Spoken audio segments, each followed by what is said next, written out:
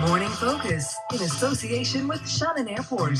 Fly Shannon and pack more into your holiday. Barcelona, Rios and Toronto coming soon. Explore more on shannonairport.ie. Street in Ennis when the floor of the first floor room gave way beneath them. 8 people would die, over 20 others were injured in a tragedy that is one of the town's darkest days. Ahead of the anniversary of that disaster this coming Monday and ahead of an event this weekend which will mark the tragedy, this morning we remember the disaster at Carmody's hotel. On Wednesday afternoon, the 15th of January 1958, shortly after 2:30, between 50 and 60 people were gathered upstairs in Carmody's Hotel, Abbey Street, Ennis. They were attending an auction of the contents of this famous old establishment, which had been closed for business in August of the previous year. The 3-day auction had begun earlier that morning, and following a lunch break, the auctioneer, Mr. Louis de Courcy, was about to accept bids on various linen items. Without warning, just seconds into the sale, the floor of the room began to sag and give way in the middle, hurtling the entire mass of people, auction lots and furniture down onto the floor of the room 14 feet below. 8 people lost their lives as a result of the accident in Ennis that afternoon. Mrs. Bridget Byrne, 45, a native of Limerick, a Kilrush resident and mother of 5 sons. Mrs. Josephine Carmody, 39, from Bearfield, a part-time nurse at the county hospital and mother of 5 children ranging in age from 12 down to 10 months. Mrs. Margaret Coffey, 40, from Killu, Clarecastle. Mrs. Coffey was the mother of 6 young children. Mrs. Nora Considine, 60, of Corrafin, a widow. She had 5 grown daughters. Ernest de Reg, 54, a native of Ghent in Belgium and a resident of the town of Ennis for almost 30 years, father of 4 children. Thomas Donlan, 13, of Binden Street, a schoolboy, one in a family of 13 children. His father was a well-known inspector of schools in the locality. James Fitzgibbon, 47, of Marion Avenue, a married man and father of 4. Mrs. Helena McNamara, 73, who came from Crusheen. Mrs. McNamara was married and the oldest person to die in the disaster. Rather like the assassination of John F. Kennedy in 1963 on a worldwide scale, Clare people of a certain vintage can pinpoint where they were and what they were doing when they heard of the Carmody's crash. It's Father Brendan Quinlivan, and that recording comes from a 1998 Clare FM documentary, As If Night Fell. It was produced by Father Brendan along with Matt Purcell and Jerry Quinn, and we'll be hearing another extract from it later on. And in particular, I'd like to thank Jerry for his assistance this week in helping us secure that audio. That was recorded to mark the 40th anniversary of the Carmody's tragedy. It is 60 years ago on Monday, and to mark it this time around, a book has been produced by John Bradley in association with the Clare Boot Society about Carmody's Hotel and about the terrible events that unfolded on that day. John, a very good morning to you. Good morning, Evan. And thank you very much for joining us. I was struck by that description there by Father Brendan, that it was like the assassination of JFK and that people remembered where they were when they heard what had happened. It was that significant. Absolutely. It was probably the greatest tragedy that ever happened in Ennis. When 8 people lost their lives, it was a serious event. What are your memories of the day?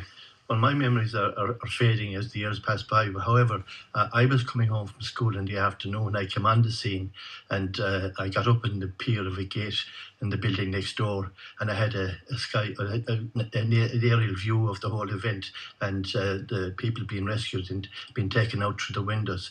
It created a lot of pandemonium, of course, and there were services coming from all directions in relation to try to rescue the people, and it was quite catastrophe at the time. Like, you know. I can only presume there was a lot of emotion, a lot of upset, grief, I suppose, even at that stage at the scene. Oh, absolutely. There were people shouting and screaming because they had relations within the building, and they were either after coming out of the building or going back into the building when all this happened so suddenly. And was there much in the way of a rescue effort, or was that being done by the emergency services? The emergency service came on the scene fairly quickly, but also people came from all directions and went in to try and help to get the people out. In actual fact, there was a double family wedding across the street at the Queen's Hotel, and the bride and groom and the guests of the wedding all rushed across the road to help out. Remarkable, isn't it? What do you remember then of the aftermath of the incident in terms of the coverage that this got? Because as I understand it, this was very big news internationally. Oh, absolutely. It made world headlines. It was relayed across the world, and newspapers carried it in all countries. And what was the mood like locally then? The mood locally, of course, was disappointment and upset at the event, because it happened so suddenly, so quickly. The auction started at 11 o'clock in the morning. It progressed, and the auctioneer was quite satisfied at 1 o'clock when he closed down for lunch.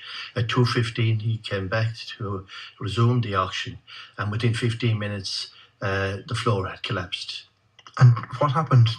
What happened was that I suppose the weight of the people and the furniture and other items that were being auctioned in the room was too much for the 150-year-old hotel and the floor of that hotel.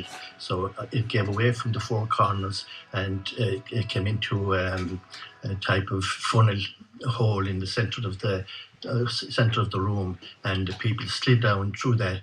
Also, furniture items came down, so they were on top of each other, and there was no escape. Yeah, absolutely, indeed.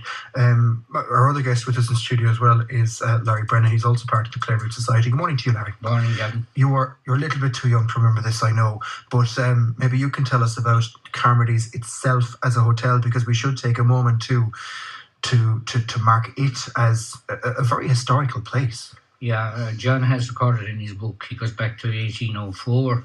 He traces the different owners down through the years, the Carmodys and all the other families that were involved with it. Historically, De Valera used it as his base, Parnell used it as his base, and there's a couple of more, John O'Connell as well. Forget Daniel O'Connell, I'm in deep trouble. But no, the Carmody Hotel really was a key place in Ennis, so it was where everything happens. You could say it's the equivalent of Temple Gate or the Old Ground or the Queen's now. But if there was anything happening in town, it happened in Carmody's Hotel. And it's not there anymore, obviously, but the entrance to the Abbey Street car park where the road is there now, that's where it was positioned. If you visualise Yolo's and we'd say the Belite shop, between there was Carmody's Hotel. The great work of Joe Boland, the county manager at the time, who had a great influence on Ennis, opened up that whole area. All that was there was the laneway into the back for the stables. You see, when people came, they came on horseback, etc. So they had to be stabled in at the back of the hotel. So basically, Joe Boland in the 60s cleared Abbey Street car park, and he cleared Parnell Street car park. Okay. All the cottages. Indeed, a man who's had a very big influence, no doubt. As I say, you're a little bit young to remember the day itself, but was this a day that was always talked about? I mean, were you always aware of what had happened? It was. The DVD was, I suppose, when the DVD was done 20 years ago now, you tuned into it, and it meant something. We, in a previous publication or two, ran into two issues. One was the Drumcliff one.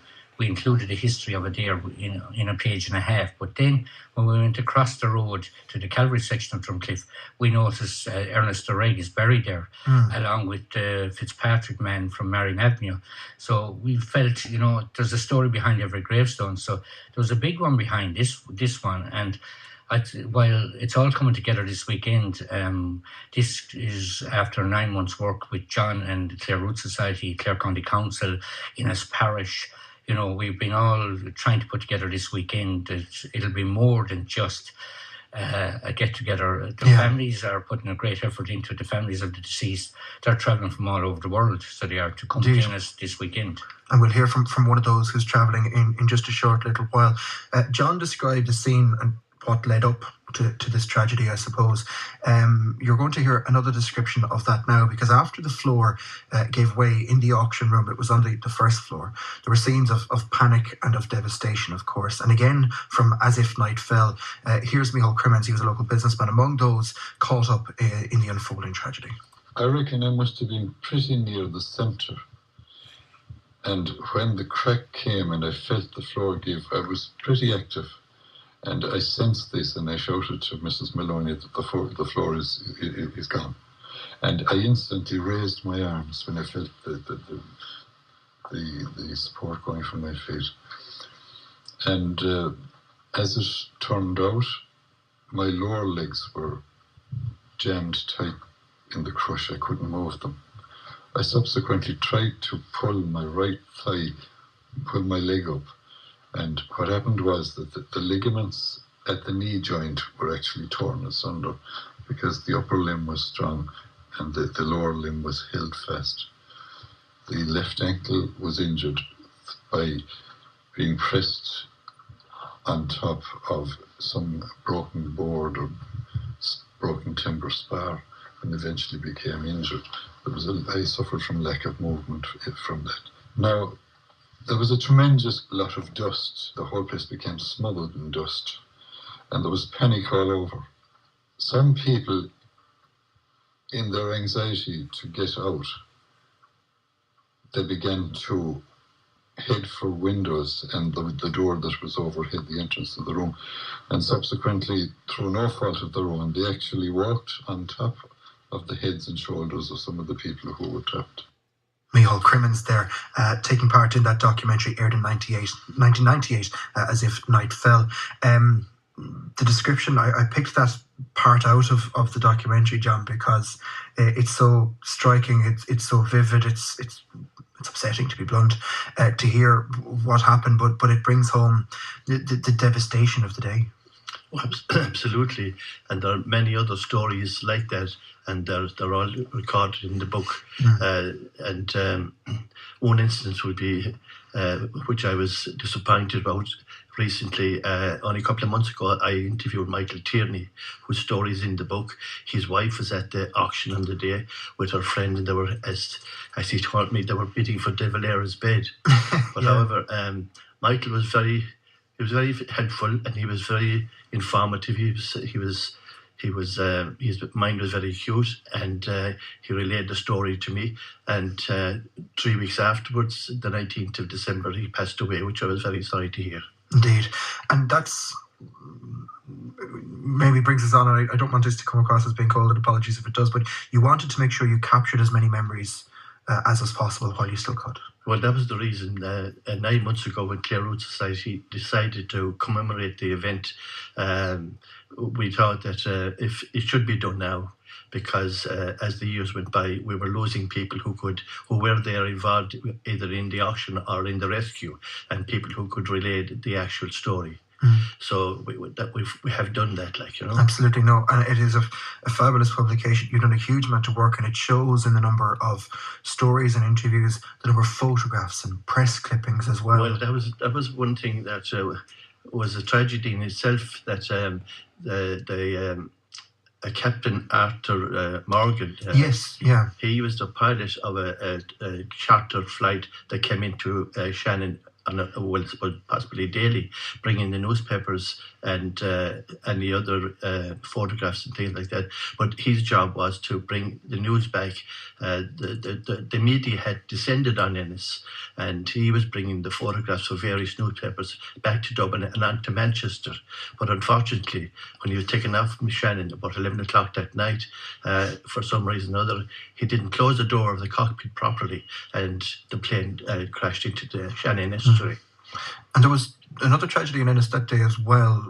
A sudden death, I think, wasn't it? Yeah, in the Ferry Bow, as we call it. Mrs. McNamara, a young woman, she lived in the Causeway, or Francis Street now, and she took ill and she died on the laneway. but she ended up in the ambulance with a number of the people from Carmody's hotel. So initially the number that got out was 9. So they were mixing up her little tragedy with the Carmody hotel tragedy. Absolutely, indeed. You mentioned, Larry, as well, how this weekend will be a ceremony which will mark the publication of the book, the 60th anniversary and more. And earlier on this week, I spoke with one of those who will be in attendance. Larry also mentioned Ernest de Reg. He was one of the 8 who passed away at Carmody's hotel, originally from Belgium. He'd been living in Ennis for nearly 30 years at that stage, was an accomplished musician and indeed a professor of music at St. Flannan's College. As I've mentioned already, members of his family will be in Ennis on Sunday for the event to mark the 60th anniversary. Among them, his daughter Ghislaine, who was a teenager when her father died. We spoke via Skype earlier this week, and she told me of how she had been watching a film at Coláiste Mhuire where they'd been on a half day when she was told of the dreadful news. We were watching the movie, and then I was called out of the hall, and I, of course, had no idea why I would be called out, and I left the hall, and outside was Dr. Breed Moylan, who was also our neighbor in Binden Street, and she pulled me aside and told me that a terrible accident had happened and that my father was involved. And of course, I didn't believe that it could have been anything serious because, obviously nothing had ever happened to us like that. And so I had very much trouble processing what she said. Do you remember much then in the aftermath of that, or what are your recollections of later on that day and in that week? I mean, for example, did you go to the hotel at any stage? No, I didn't go to the hotel at any stage. I think things happened, and I really, were pulled along by the events, but didn't have any control over, where you went or who you saw, or things sort of just. So after Breed Moylan talked to me, I went home and to Binden Street, which was just across the street from the school, and there our housekeeper Lucy was there, and she obviously knew already what had happened, and she was crying, and then it occurred to me that I should call Belgium to where my mother's family was, and so I did call, and my Dutch was very bad at the time, so but I did manage to sort of explain a little bit, just the basic, and then Louis Abers, who was a friend of my father's and also a Belgian organist in Galway, he appeared there, and he took over the phone, and his Dutch was pretty good, so he explained what happened, and I was when I heard somebody else explain what happened, it just hit me that it was real. Before that, it didn't hit me that was real. It's obviously a traumatic experience, and I know that for understandable reasons, the tragedy made headlines across Ireland. It made headlines worldwide. I don't know what your recollection of that would be, though, because obviously for you, this is a very personal tragedy, and your memories are probably more personal than, for the want of a better term, the bigger picture. Yes. And it was sort of, it was unreal. And I suppose, that's the same for any family or any person who faces a tragedy like that just out of the blue. My father was, he had this car, a Lloyd car, and he was a terrible driver. So, the idea that, and in those days, when you came to a crossroads, you just honked and kept going, and when we would travel, passing another car was like a minor victory. You scored how many cars you passed. And so I had sort of thought, well, he's going to have a car crash. But I never thought he would, die in a car crash. But it was just like, that's what I sort of that was the only possibility kind of that I entertained. And of course, he loved going to auctions. He used to go to auctions regularly in Dublin, and found that exciting, I'm sure. So there was no way I could have associated the auction with a tragedy. Of course. Later you moved back to Belgium. I know, Ghislaine, you lived 60 years obviously since then as well, and I hope that's been a happy time. But this is obviously the sort of event that never leaves you. Oh, yeah, right. It's not something, and I don't know whether this is normal or not, but for me, I dwell a lot on the past.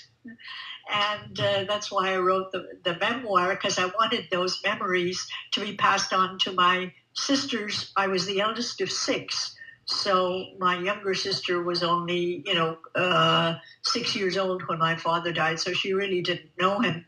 And so I wanted to make sure that there was that those happy days and those wonderful people were remembered.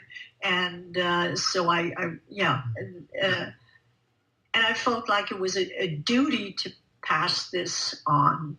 I didn't want to let it go, because we had a wonderful time in Ireland, and my father was very, very happy there, really very happy there. My mother also, we were very happy there.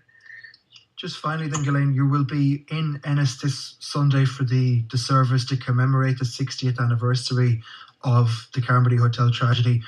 Why have you decided to do that? Why is it important for you, and I know other members of your family as well, to travel such long distances to be here? Well, this is a central occurrence in our family that has marked us all, and we still, and we appreciate enormously that Ennis would remember now 60 years later and go to the trouble of setting up a ceremony, a remembrance, and having the other families there also, which I have never met. So it's very touching that Ennis would do this, and we certainly want to attend and express our appreciation for that friendship and that outreach and those gestures that I think are characteristic of Ennis. They are, that's the place we has a big an important place in our hearts. Yeah, I can see you smiling as you say that. I'm sure it'll be in its own way a difficult day, but there's some really nice words. Yes. Oh yeah. It's going to be definitely memorable, very memorable. That's Ghislaine Duray. Her father, Ernest, passed away at the Carmody's hotel tragedy on the 15th of January of 2018. And I hope that for everybody who's involved in the organisation of Sunday's event, that you get lots of sentiments like that, John, because I thought it was a very nice way to finish the interview. You could hear in Ghislaine's voice what it means that here we are 60 years on, still remembering her father. Oh, absolutely, and it's no wonder that she would, because he was a great man in his own right, but I'm sure it left an indelible mark on all the family, and she has kept in touch with Ennis and her friends in Ennis over the years. And a regular visitor, she was telling me as well. Absolutely.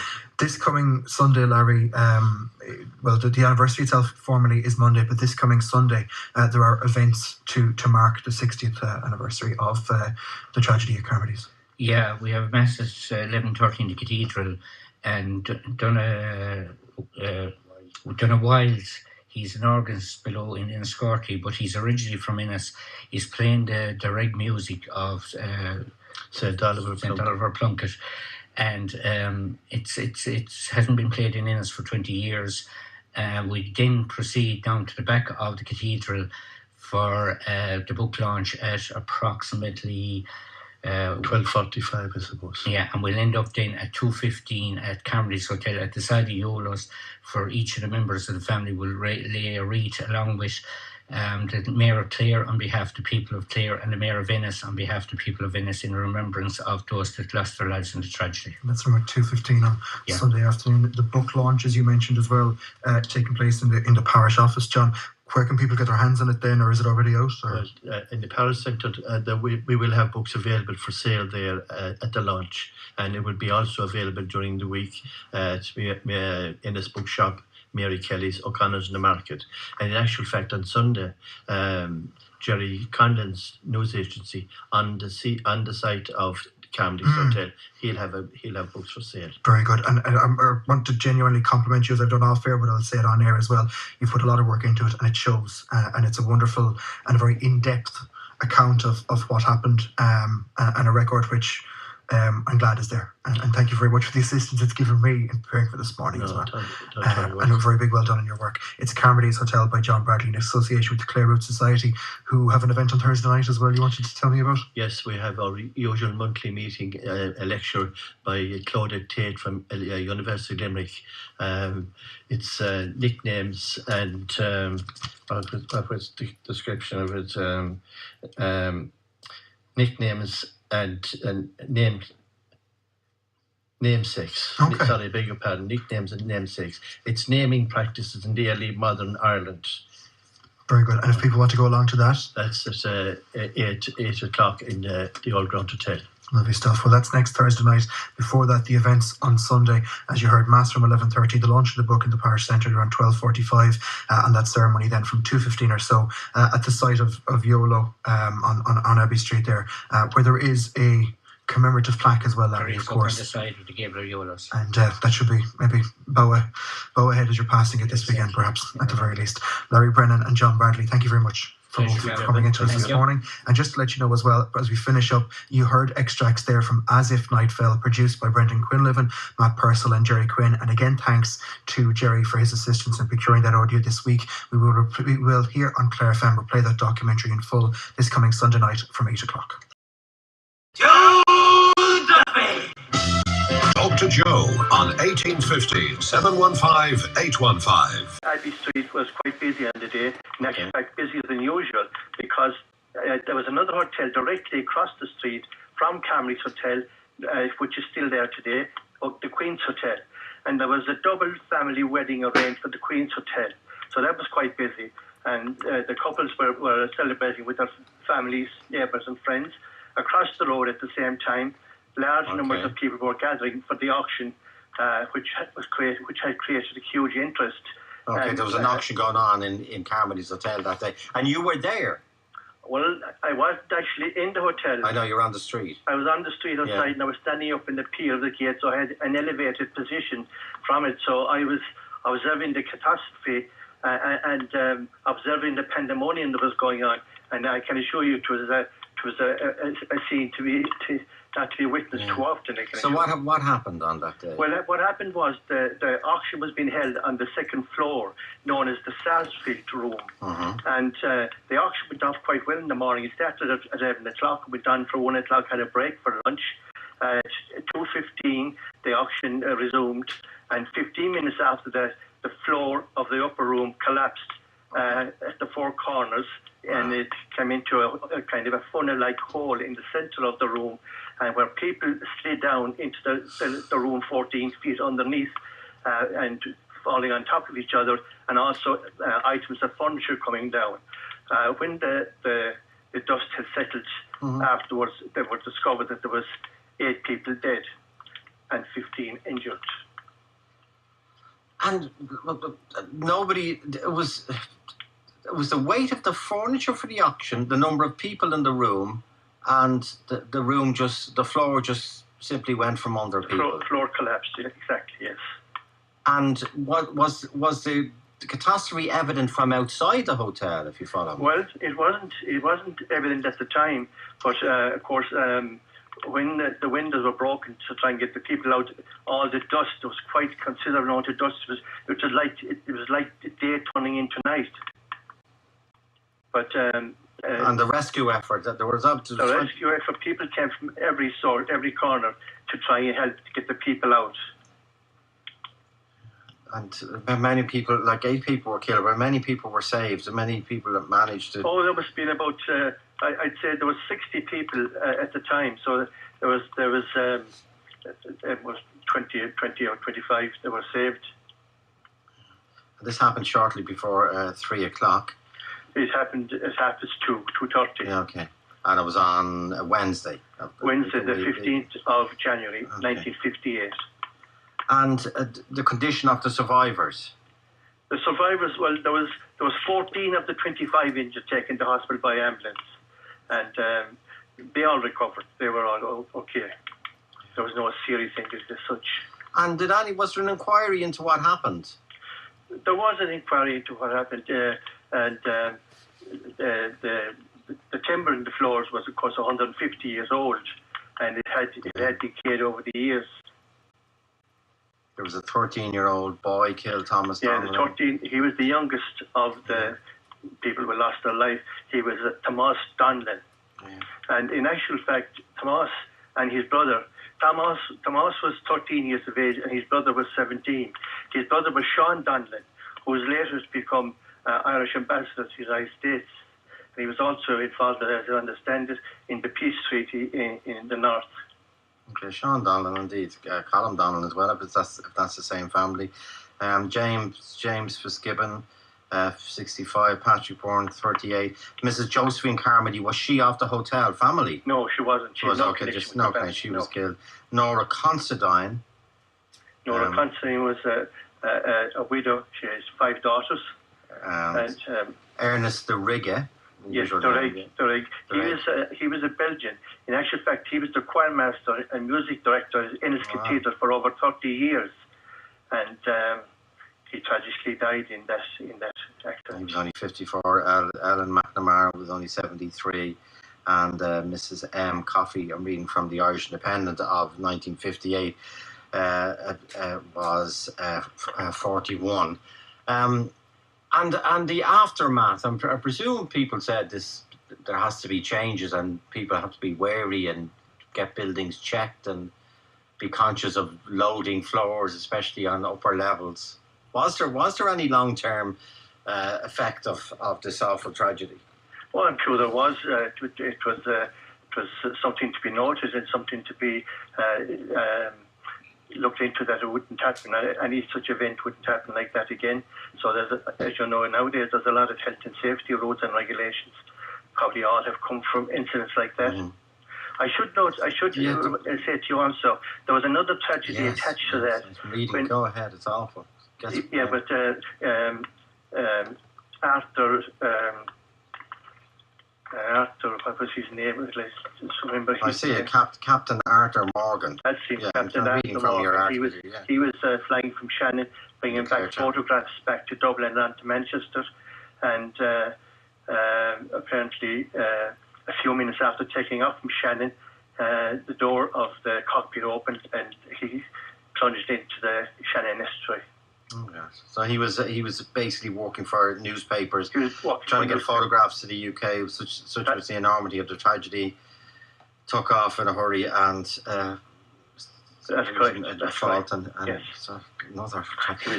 He was 39 years of age. He was a young man. Stay with us. What time is the mass at on Sunday, John? The mass is on at 11:30 at Sunday, but it's one part of a 3-part sequence, because after the mass at 12:30 or 1:15, we'll launch the book at the parish centre, and at 2:30, around the time of the tragedy, we'll have a wreath-laying ceremony at the site of the Carmody Hotel.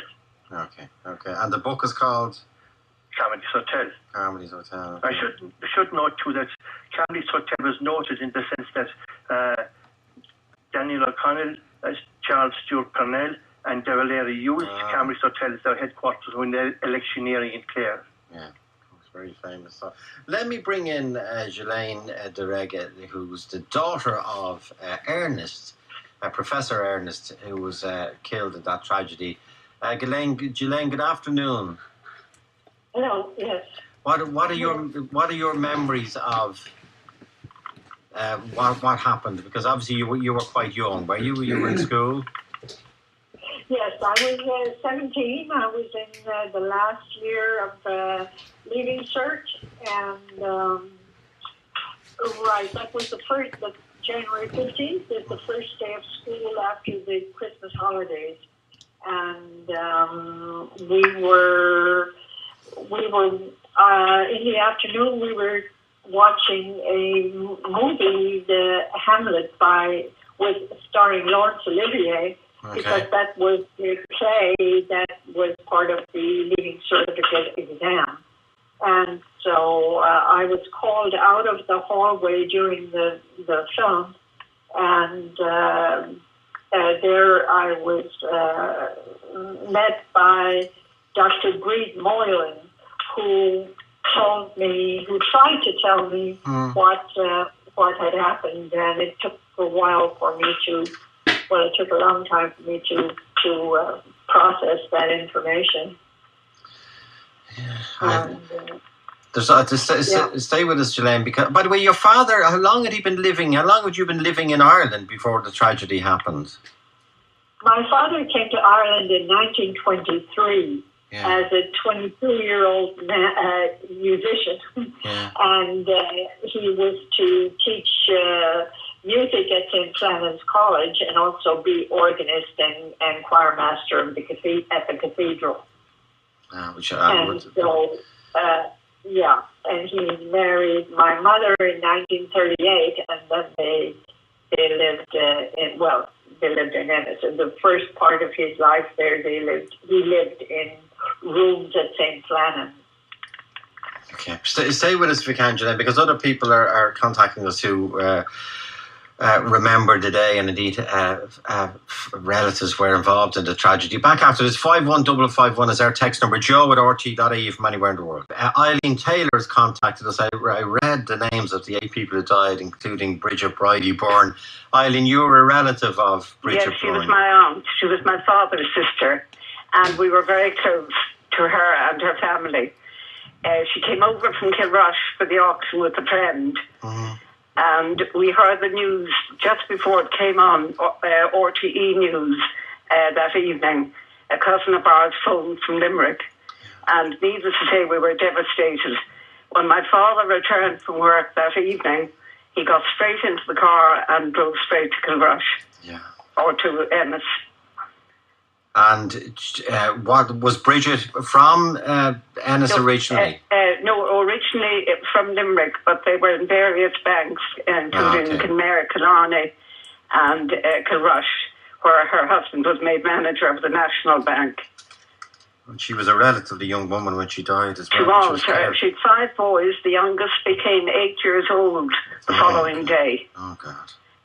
And he's the only one of the 5 boys alive. He's living in Newcastle West, Peter Byrne. And what did you subsequently hear about what happened, Eileen? Well, what we heard, the auction was run by the De Courcys from Limerick. We heard that it was a furniture auction. And obviously the furniture was too heavy for the floor. And we heard that she and the others suffocated. Wow. That obviously all the furniture had been carried up onto that floor. Yeah. And were any other members, like you said, she was with a friend, were any friends of or relatives of Bridget, did they survive? There were no other relatives of her, but interestingly, my daughter went to Muckross College, and one of the nuns there told me subsequently, she knew of her family, that her mother had identified my aunt. And what happened, Paddy and the children? How did they? Well, fortunately, at that time, they had live-in help for many years. So the children lost their mother, but they were well looked after. But needless to say, they were absolutely, as were all our family, devastated. I can imagine. And I vividly remember the phone call that we were lucky to get just before it came on the news. But it was a shock. She was a beautiful person, loved by everybody. Stay there for a sec, Eileen. Patricia Casey has contacted us. Patricia, good afternoon. Hi, good afternoon, Joe. I was just listening to the radio as I always do to you, Joe, and I got very emotional. And my sister phoned to me very emotional also, so she did. My father, Frank Casey, was in that hotel at the time. Yeah. And he helped a lot of people to survive, and he put them out windows. But my sister, my eldest sister, which would have been maybe 5 or 6 years of age, was with him in that hotel when the floor went down. And he threw her out the window, and somebody caught her outside, and she survived, thankfully. And did they talk subsequently about what happened, Patricia? Do you know, when we were younger, they talked about her. She would be my eldest sister, and I have 2 other sisters in between. And they did speak about her for a long time afterwards when I was growing up, so they did. And my eldest sister, Marion, would remember it because she was actually there, so she was, and she survived it. She's very emotional, Joe. She won't come on the phone. She's about cleaning out tables. My brother, Frank Casey, as well. But like that, she said there was a nurse that was getting married in the hotel across the way, and she came over in her wedding dress to help out and to help people. And how did your Marion escape? My father threw her out the window of the hotel. Oh, God. And somebody caught her below, so they did, yeah. Because the floor, I presume, did they get any forewarning that the floor was giving way? Was there a rumble? Was there... I don't believe there was, from what I remember my father talking about her going up in the whole lot like that. He got an awful gash in his head because when it went down, he started went with it, I think, and helped people up out there like that to get his daughter was his priority to get her out. First and foremost, as she survived, thankfully, so she did. Yeah. But I mean, he did help people to get up out there and to get them out through the windows and everything, so he did at the time. It was something we grew up knowing about, but I just like to say that this is the most beautiful thing to organise what they're doing on Sunday. To remember those people that had died, but also the survivors that lived afterwards with the remembrance of it. In many ways. So my father has passed away now at this stage, you know. Not to anyone who was involved, like you said, but in many ways it's been forgotten in the national psyche. And thanks to everyone who's organising the events this weekend. And John Bradley has written the book. Say there, Patricia, but Mary Conway. Mary, good afternoon. Hi, Joe. Hi. Good. You say you missed Death by Seconds 60 years ago. Yes, I was working at the time in Ballygreen radio station near Shannon, and we were on days off. And myself and this friend, I think her name was Anne Flanagan. I think she came from Ballinasloe, Angola. But we had nothing to do for the day, and we said, she said there's an auction in Carmody. Let's go. So I walked down the street, and we were just literally, Joe, crossing the road when it happened. And I still get the shivers when I think of how near we were that day. And all I remember is that the window splintered, and little whirls of dust started to come out. And then people then on the street, I remember 1 or 2 priests from the Franciscan Abbey there on Francis Street across the road, they came. And then bodies began to be taken out. It was a terrible, terrible thing. And was there noise, Mary? Was there sound? No, funnily enough, I don't remember any noise. All I remember is the splintering of the glass and these little whirls of what I thought were dust coming out. And what did you think was happening? I just didn't know. We were very young now, Joe, at the time. Yeah, and when did you realise the enormity of the tragedy? The enormity of it then was when the people started to run to and fro, and the priests were coming across. They were Franciscans, and they were going across and tried to do what they could. The next thing then, bodies, as far as I remember, people started to bring out bodies, and then we just froze. We literally froze. And that night, I think there was a film on. I was surprised. The cinemas, I think, and it kept our sanity in a way. Mm. We went to the cinema that night to get away from the horrible. That unusual. The cinema continued in the town, even in. I think, as far as I know, yes. As far as I know, there was a film on that night. Okay, stay with us, Eileen and Mary. And Eileen, did you... sorry, I remember I'll come back to Eileen in a sec. Mary, did you realise, and your friends realise, that 8 people had been killed? Oh, no. Not until that night, or maybe even the next day. No. Wow. I don't. Yeah. My first time, I always went home on my days off. I always went home to Galway, and that, for some reason, I stayed in Ennis for those. And as you say, you were working in, it's the aviation radio station, was it? Ballygreen. And were you aware then of the subsequent tragedy that one of the men? No, I was amazed. I never heard that. A light aircraft piloted by Captain Arthur Morgan, who was flying photographs initially to Dublin and then on to the UK of the tragedy. Absolutely awesome. He was killed after taking off from Shannon Airport because of a malfunction or whatever. Yes, no, I don't remember that. Okay. Yeah. Ghislaine, is your father buried in Ennis or is he buried back home? Who is this? This is your father, Ghislaine. Is he buried in? He's buried in Drumcliff in Ennis. Yes. Okay, he's down there. Okay. And will you be able to attend on Sunday, or some members of the family? Yes, I will. Oh, very good. Will, and 2 sisters and a brother are coming too. Well, that's good to hear. That's good to hear, because he was a very young man when he was killed. What a bizarre and horrific tragedy. Okay, thanks indeed, John Bradley. By the way, that mass, as he said, it's 3 events that are happening on Sunday morning, and the book will be formally launched at 12:30 after the mass, and it's called Carmody's Hotel. Ennis, and it's written by author and historian John Bradley, and there's an invitation, as he said, to anyone who remembers or was involved in the tragedy to come to that service, and indeed there will be a wreath laying on the actual spot at the time of the tragedy. Who's that? Mary? No, may I add something? Yes, of course, Sinead, please. Yeah, I want to say that the Mass on Sunday at 11:30 in the Cathedral will be sung by the Ennis Corthy Choral Society under the direction of Donna Wilde. Okay. And the Mass that they're singing was a Mass that my father composed in 1947 in honor of Blessed Oliver Plunkett, who has since become a saint. And that was first broadcast on Radio Erin in 1947. So it's the same. That's very apt. Very apt. Okay, Ghislaine Derega, thank you indeed. Mary Conway, Eileen Taylor, John Bradley. Obviously, a lot more people than I thought remembering that awful tragedy 60 years ago on January the 15th. Rebecca Meehan produced. Laura Davis is the BCO, and Ray Darcy is next.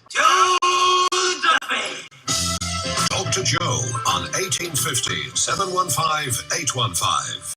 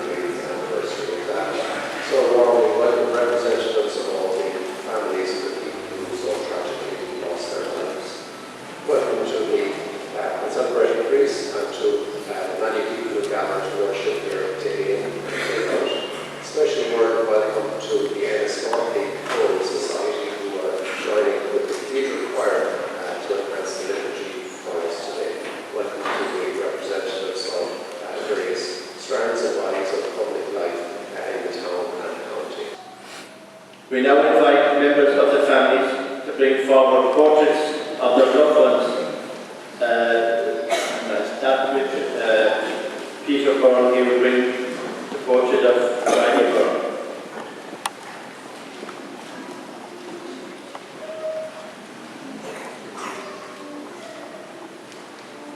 Riley Byrne was from Kilrush and Ennis, aged 45, wife of Peter and mother of 5 children.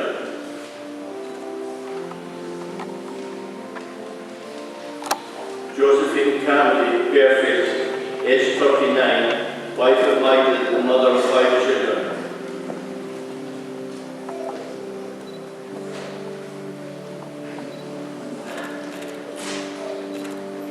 Peggy Coffey, Killuke Castle, aged 41, widow of Michael, mother of 6 children. Nearly Gail will bring, her daughter will bring portrait.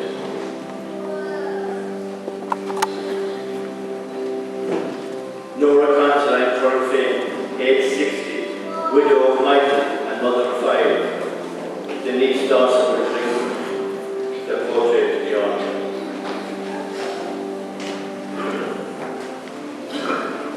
Ernest DeRay, Ennis Street, aged 54, husband of Ennis and father of 6 children. Elaine DeRay will bring the portrait to the altar.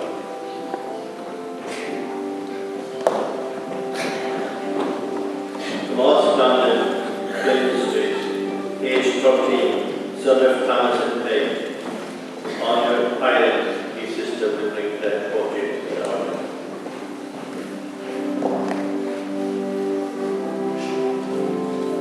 James Gibbon Carmody, aged 65, husband of Catherine, father of 4 children. Rhoda Murphy will take the portrait to the altar.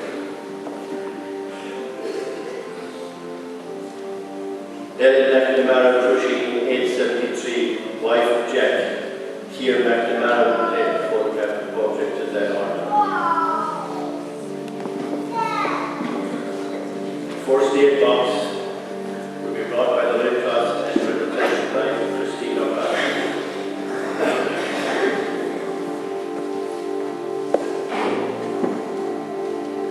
The Canada hat will be taken to the altar by Chief and by Tom Kennedy, so we protect Tom Kennedy.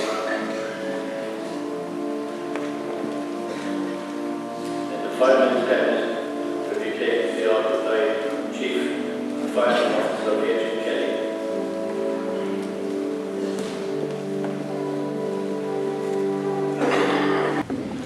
First reading, a reading from the first book of Samuel. Samuel was lying in the sanctuary of the Lord where the ark of God was, when the Lord called, Samuel, Samuel. He answered, Here I am. Then he ran to Eli and said, Here I am, since you called me. Eli said, I did not call. Go back and lie down.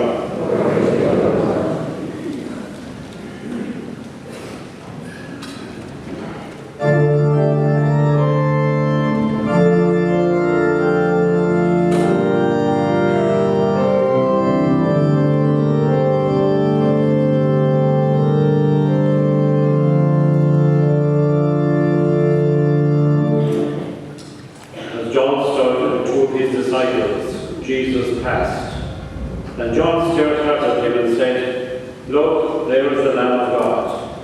Hearing this, the two disciples followed Jesus. Jesus turned round, saw them following, and said, "What do you want?" They answered, "Rabbi," which means teacher, "where do you live?" "Come and see," he replied. So they went and saw where he lived, and stayed with him the rest of that day. It was about the 10th hour.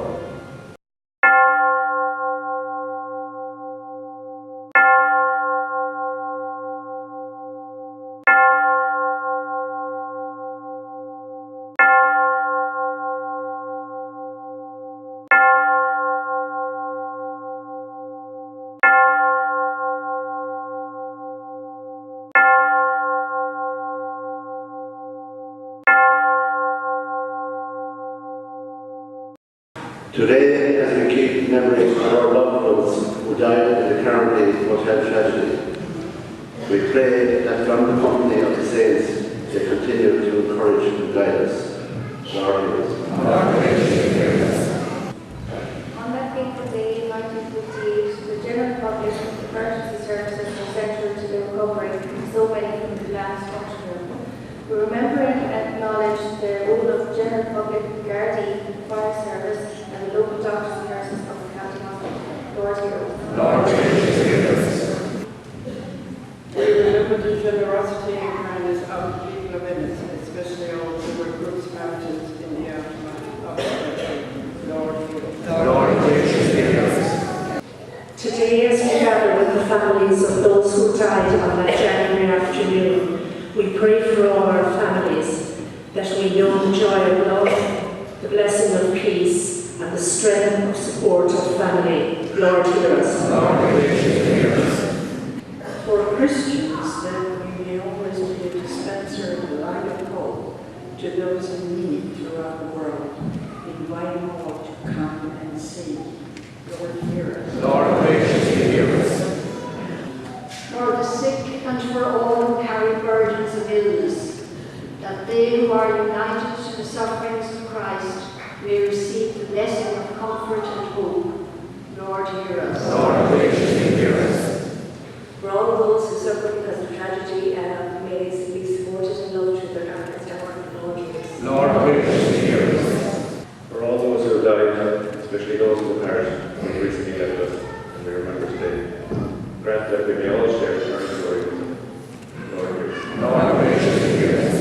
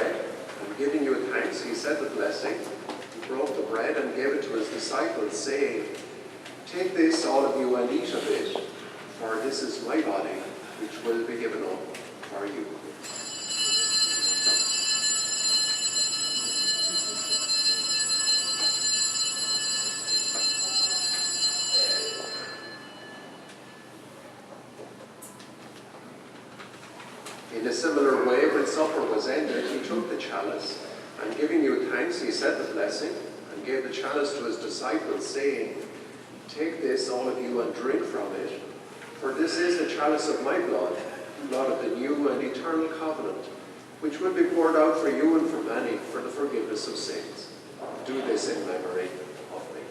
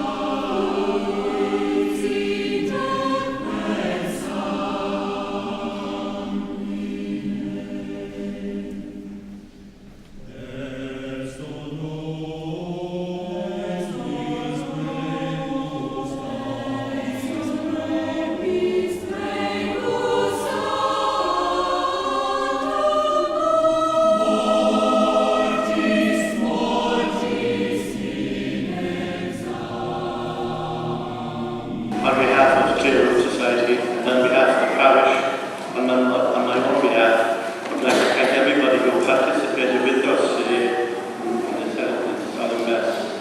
Thanks to the Ennis Choral Society and the Director, John Wilde, Ennis Cathedral Choir Director, Michael Hennessy, Cathedral Liturgy Group, the Cathedral Sargents, Rebecca, Michael, Pete, and Rita, Clear Road Society, Clare County Council, Ennis Municipal District, and the Garda Síochána and Clare Garda Service. Thank you all for your service and for all your help that you've given us. I should mention that the event of 60 years ago left an indelible mark that could not be erased. It left a void in the lives of the people who lost a loved one, and in the people of Ennis it left a memory that could not fade. Thank you very much.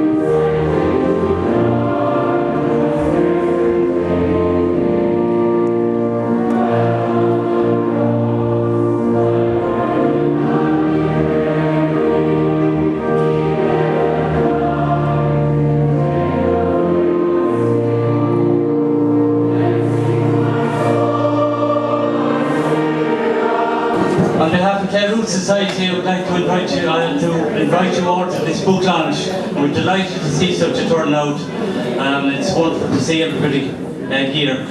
Now, what's going to happen now is we're going to have a couple of speeches. We'll have the official launch of the book, and there are teas and refreshments at the back of the room then for everyone. At least we hope for everybody. With the crowd, I'm not sure. The third stage of our commemorations today is the wreath laying ceremony over at Yolo's Bar and Restaurant, which is at the end of Abbey Street, opposite the Queen's Hotel. And you may know that Yolo's is the last remaining part of County's Hotel, still standing. Now we're timing that for 2:15. And it takes about 6 or 7 minutes to walk across town, so would you please allow yourself time to get across for 2:15. The guards are blocking off part of the road for the ceremony, and we don't want to keep the road blocked for too long. So if you could make your way across for 2:15, we'd be delighted. Now, our first speaker, I'm delighted to introduce the chairperson of Clare Road Society, Jane Halloran Ryan. Thank you.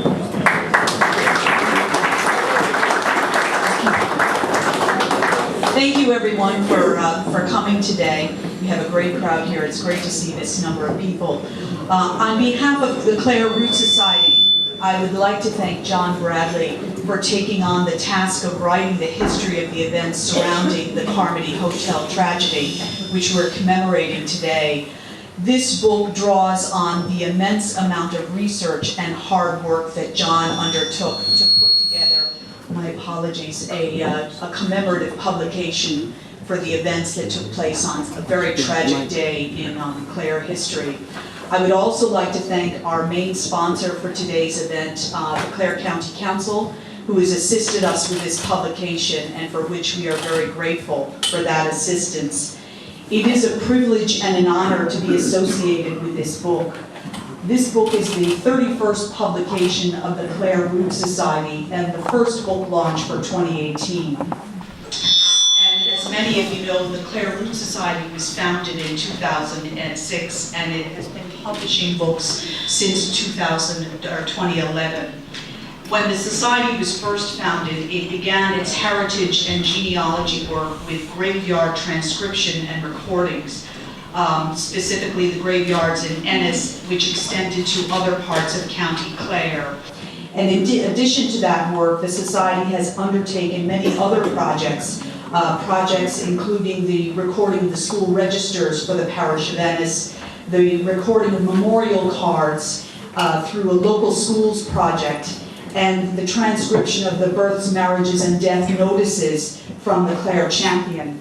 The results of these projects are available for free on the Clare County Library website, and they have been very positively received from Clare descendants all over the world who have free access to them, as well as all of us here in the locality. The Clare Root Society has worked very closely with the Clare County Library to publish and preserve as much information on County Clare to the Clare diaspora all over the world. And as a result, our local library is recognized as a global leader in the genealogy and family history online resources that are available through the website. So we look forward to continuing and to collaborate and cooperate with them in the future with this work. In addition to that, the Clare Root Society is part of a project known as My Home, My Place, My Heritage. And the purpose of this project is to not only commemorate and preserve memories of our local area and community, but also to share those memories with all those interested parties through social media. Some of you may be aware on Facebook of the Facebook page, Ennis Share Your Old Pics, which is updated every Friday evening by one of our founding members who noted very recently this past week in a meeting that heritage starts at home and in the local community. And that's really what we are all about. The variety of publications as well that Clare Root Society has undertaken has included not just graveyard transcriptions, but also histories of local neighborhoods such as Marion Avenue, very recent publication there, as well as particular people in Clare society. And the example of that is the Women in Clare book that was published and launched there several months ago. I would like to thank a couple of people. I'd like to thank our secretary, Larry Parks, who has put in a tremendous amount of work and email through the last number of months to knit together the various groups to make this day happen and the events of this day happen. I'd also like to thank Paul Murphy, our mayor of Ennis, Mary Curley, Margaret McMahon, and Father Tom Hogan, who did so much to help and assist for the beautiful Mass that took place there shortly, and for this ceremony today. And our sincere thanks to them. Our sincere thanks also go to John Bradley for the production of this book to commemorate and mark a very sad day in Ennis and Clare County history. And for those of you that will get the chance, have purchased the book and will read it, his research, as you will see, and the interviews of many of those involved, as well as those survivors, was painstakingly done. And it has really produced a very special book for the whole community about a very, very sad and tragic day in Ennis in 1958. I'd just like to say, I know that for many people here today, that particularly for the families, this time of year and the date of January 15th is a very sad occasion for you because it's an anniversary for you. And it's your loved ones are always remembered by their families and friends on this or at this time. So with that in mind, I hope that this book can bring all of you some comfort and reassurance that we too at Clare Root Society and in the wider community remember your loved ones and your families and all those who were affected by this very sad tragedy, and that we mark this occasion with a book that will be read by many people and will remember those 8 victims, those 8 people, as well as the wider community, the mothers, the daughters, the sons, the aunts, the fathers. They will never be forgotten. And that's really part of this book, the publication of this book, the meaning of that. Anyway, I'd like to thank John Bradley for taking on the research and the work and for adding this book to the repertoire of the Clare Root Society, of our collection of books and the publications that are associated with our local community in County Clare. Thank you very much.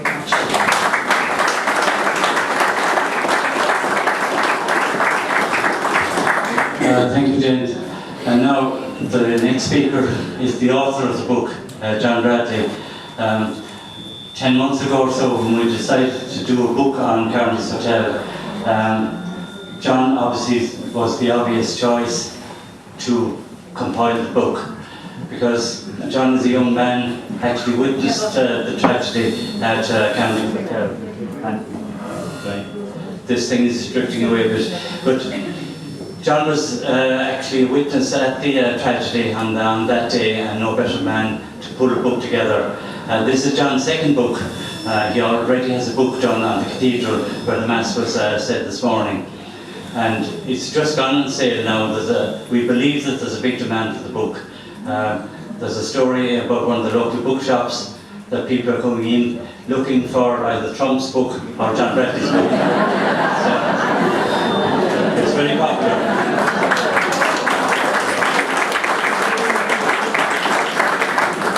So now could I call on John Bradley to say a few words, please?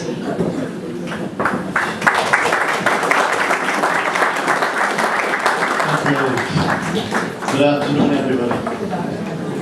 Ladies and gentlemen, we are gathered here for the second part of today's commemoration ceremony for the launch of the Carmody's Hotel book. We are delighted to see such a representative group here today and the interest shown in the commemoration ceremony. We extend a special welcome to the relatives of the 8 who lost their lives on that fateful day. Thank you for being with us. Some families, I understand, have travelled very long distances, in fact, to be here, and we appreciate you making the effort.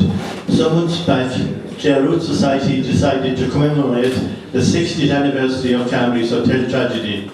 They recognised the very obvious and inevitable fact that the number of people associated one way or another with Carmody's Hotel and the tragedy, those who worked there in the hotel, those who attended the auction, and those who helped in the rescue. The numbers were reducing every year, so they decided to record the story and memories of those who are still with us. The reducing numbers was brought home to me personally over the past couple of months when I interviewed Michael Tierney in his bicycle shop in Abbey Street a short time ago. He was in good form and his memory was very acute. He related the story to me that his wife, his late wife Anne, and her friend attended Carmody's auction. He told me they were bidding, like many others, for De Valera's bed. I spoke to Michael at the end of November. He was looking forward to Christmas and he was very busy in the shop. It was with great sadness that I learned of Michael's passing 3 weeks later on the 19th of December. May he rest in peace. Michael's story and many others are recorded in the book. I trust there will be a record for those who come after us. I hope these stories will bear testament to a tragedy that left our community shattered. Words will never remove the ache after the tragic loss of a family member. They say that time heals all things. They say you can always forget. The truth is that time does not heal anything, it merely passes. All I'm saying is that real feelings, real memories don't disappear. For those who lost their loved ones, we pray they may rest in peace.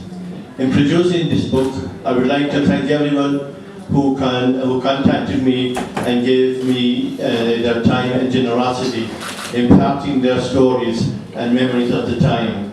Thanks to those who contributed articles and photographs. Thanks to my colleagues in Clare Rural Society, your support and encouragement was very much appreciated.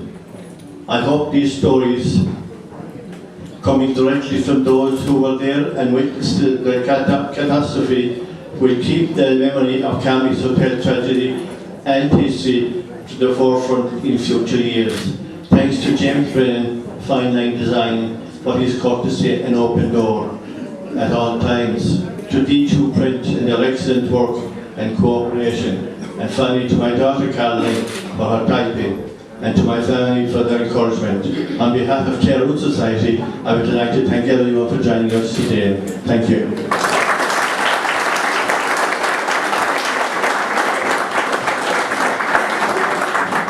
Thanks, John. He'll be available now to autograph books, so grab him while you can. Now, to just formally launch the book, it gives me great pleasure to call on the Mayor of Ennis and fellow Clarecastle man, Paul Murphy, to formally launch the book on Carmody's hotel.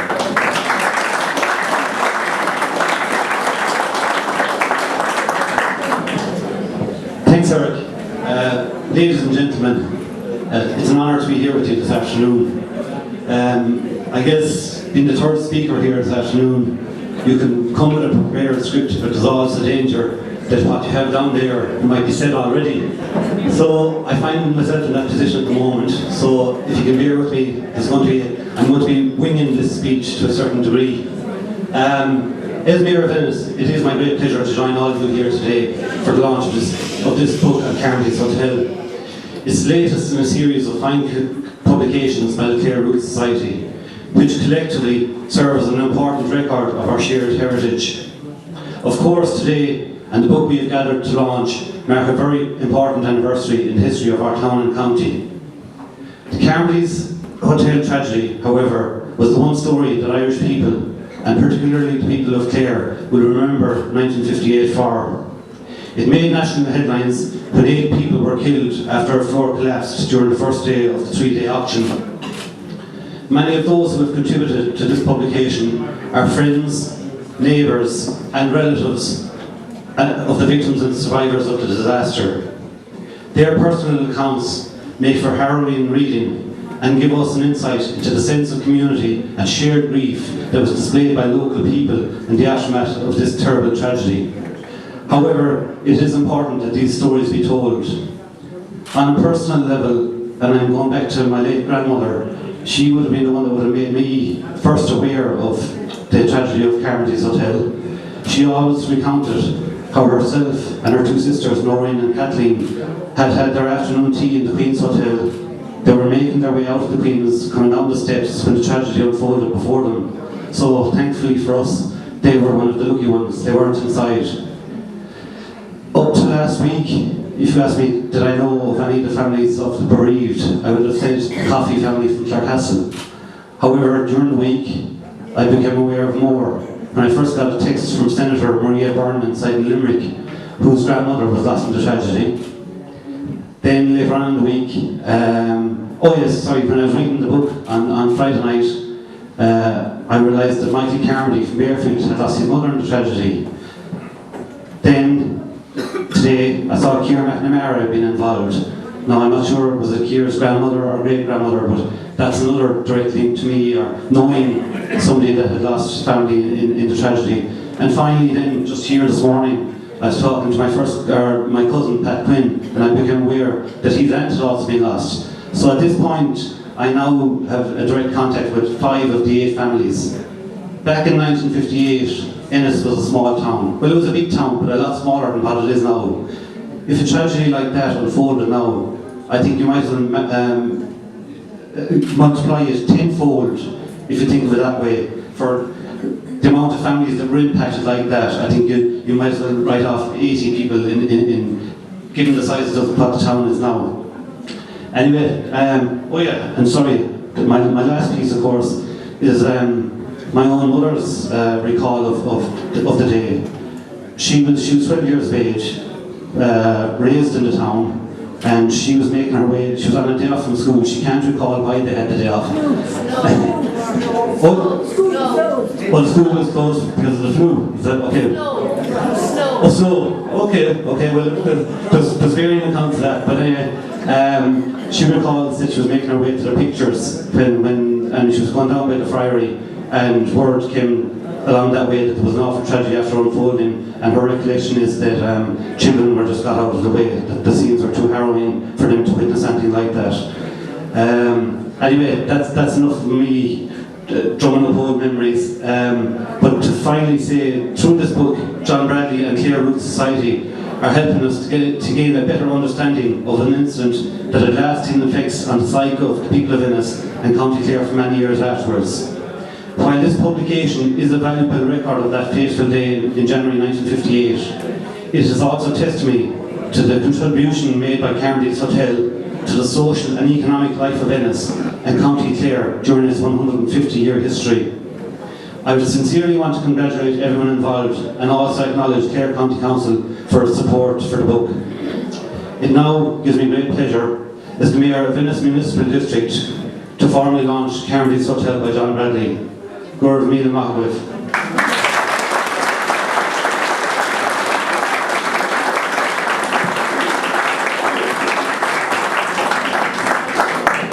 Thank you, Paul. Now that's the end of the formalities. As I say, there's tea, coffees and refreshments at the end of the room.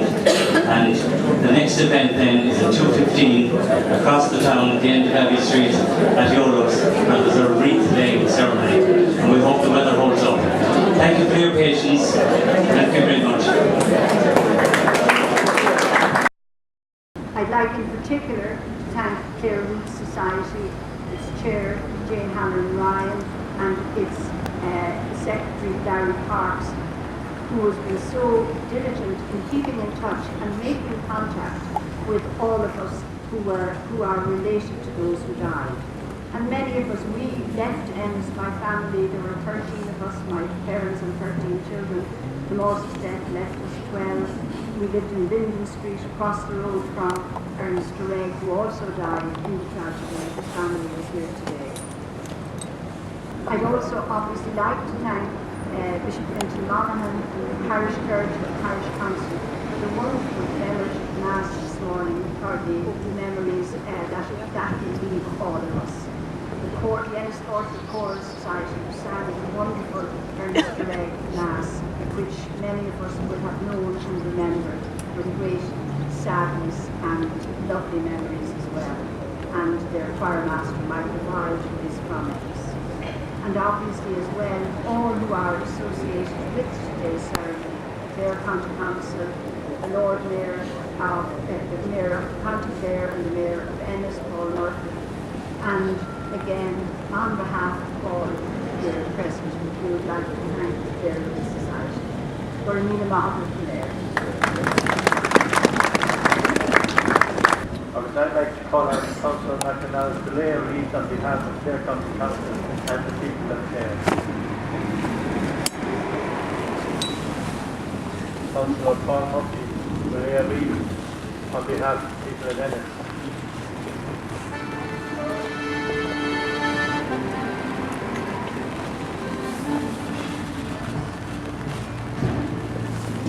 We now invite the family representatives from each family to come and lay a wreath as we call their name. Peter Ford will lay a wreath on behalf of Riley Ford.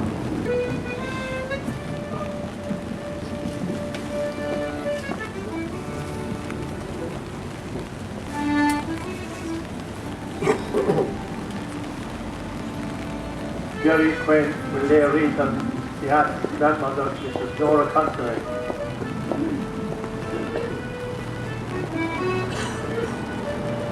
Sinead Dureg will lay a wreath on behalf of her Father, hear this prayer.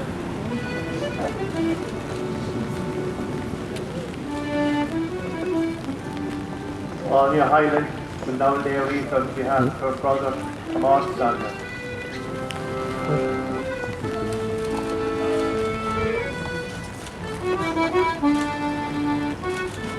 Rhoda Murphy will lay a wreath on behalf of Father James Gibbon.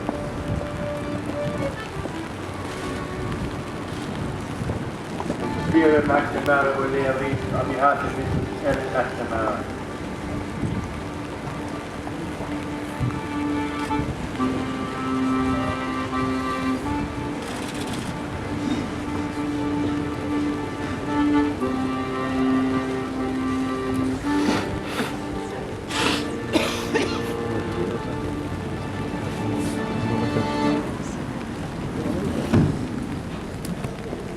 Okay, the Ennis brass band will now play the last post. We'll have a minute's silence.